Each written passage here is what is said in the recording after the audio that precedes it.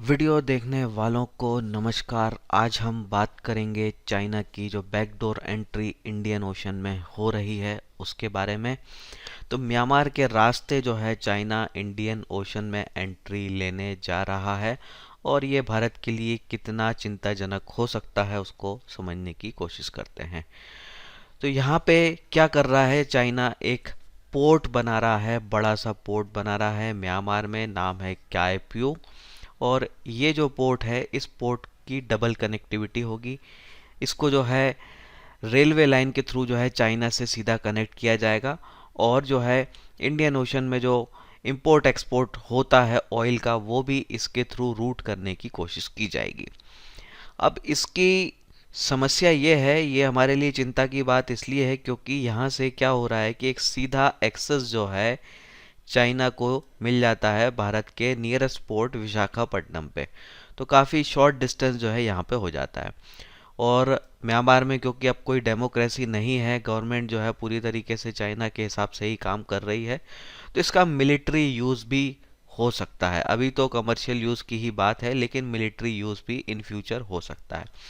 और ये जब होता है तो चीज़ें थोड़ी सी सिक्योरिटी के लेवल पे चिंताजनक होंगी क्योंकि यहाँ से चाइनीज़ नेवी को जो एक्सेस मिलता है वो बहुत शॉर्ट मिल जाता है, बहुत नियर मिल जाता है। अब सवाल आता है कि आखिर चाइना को ये सब करने की क्यों ज़रूरत पड़ रही है, आखिर वो ये क्यों कर रहा है। तो उसके दो कारण है। पहला कारण यह है कि स्ट्रेट ऑफ मलाका को वो बाईपास करना चाहता है। अब स्ट्रेट ऑफ मलाका के थ्रू जो है चाइना का 80% ट्रेड होता है। तो तेल गैस का ट्रेड हो, चाइना जो भी एक्सपोर्ट करता है वो सारा इस स्ट्रेट ऑफ मलाका से होता है। बहुत ही नैरो एरिया है ये, 25 किलोमीटर से भी कम जो है इसकी चौड़ाई है। इस एरिया के थ्रू जो है चाइना के सारे जहाज जो है आते जाते हैं। और यहाँ पर हैं भारत के अंडमान निकोबार आइलैंड और इस आइलैंड पर जो है इंडियन नेवी बड़ी स्ट्रांग है।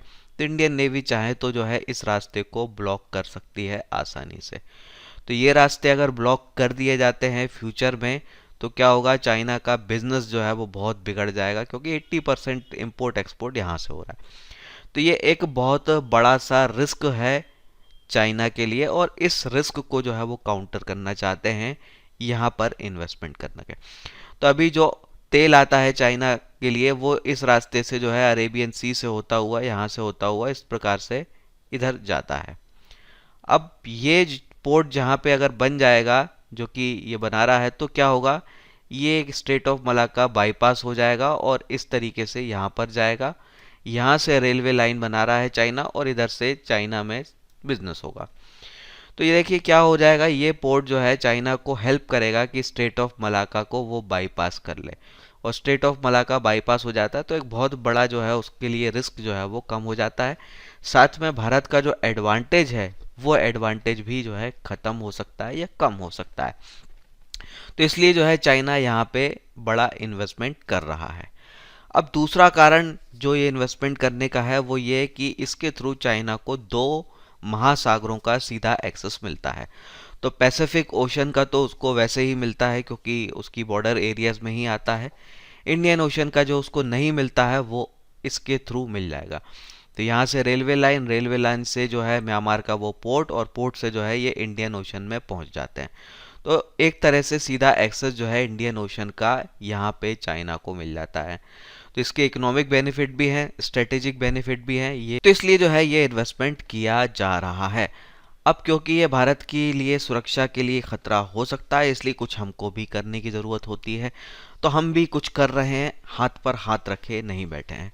तो सोसूस नेटवर्क करके जो है अमेरिका जापान का एक नेटवर्क है, सर्वेलेंस नेटवर्क, भारत ने भी इसको ज्वाइन कर लिया है। तो इस नेटवर्क के थ्रू जो है पूरी मॉनिटरिंग की जाती है इस पूरे एरियाज में जो भी नेवल एक्टिविटी हो रही है। तो यहाँ पे क्या होगा कि जापान हो, इंडिया हो और अमेरिका हो, ये अब इस नेटवर्क में जो है रियल टाइम जो मूवमेंट होता है वो डेटा शेयरिंग यहाँ पे करते हैं। तो हमको जो है यहाँ पे चाइनीज़ एक्टिविटी की जो है इंफॉर्मेशन जो है मिलती है इस सोसूस नेटवर्क के थ्रू।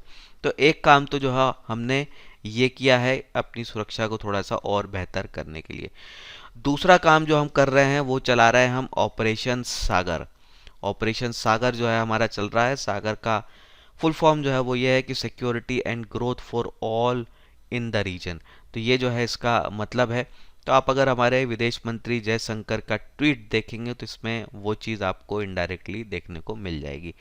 तो यहाँ पे जो है इस प्रोजेक्ट सागर या ऑपरेशन सागर की जो है यहाँ पे बात वो इनडायरेक्टली कर रहे हैं और बता रहे हैं कि भारत जो है क्या कर रहा है, वो रेडार सिस्टम लगा रहा है मालदीव्स में।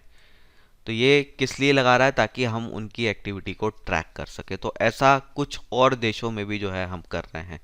तो हम भी अपनी सुरक्षा के हिसाब से जो है जो किया जाना चाहिए वो कर रहे हैं।